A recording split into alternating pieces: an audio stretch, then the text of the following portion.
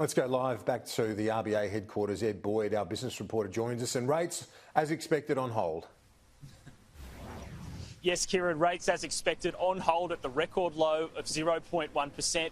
The Reserve Bank doesn't really have much impact, doesn't really have much it can do to impact the economy at the moment. The only real trigger point it's got at the moment is buying more government bonds, and last month it pledged to buy another 100 billion government bonds once the current purchases of 100 billion run out in mid-April. So the bank, in its statement today from the Governor, spoke about the strength of Australia's economy. It is bouncing back better than they expected.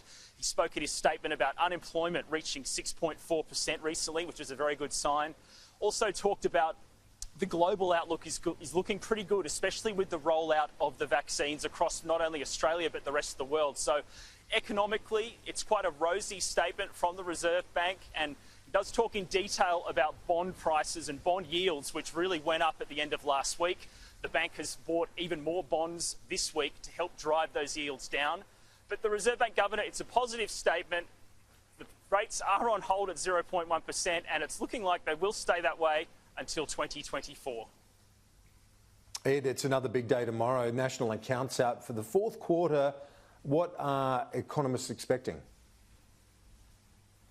Look, economists are expecting this to show the economy is getting back better than expected in the December quarter. This is the fourth quarter last year, the 3 months of December.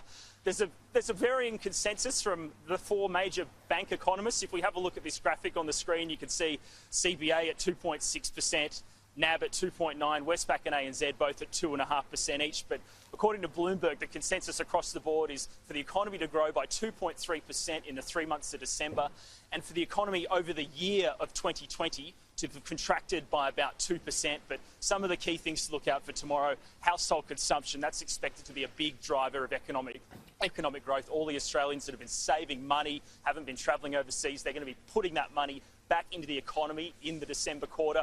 There was a blip in the December quarter, and that was the lockdown in Sydney, the Northern Beaches lockdown, which resulted in a range of border closures across the country.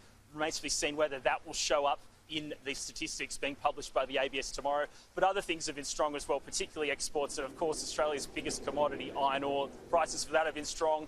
That's predicted to help underpin economic growth as well, Kieran. And those figures, they'll come out at 11:30 a.m. tomorrow.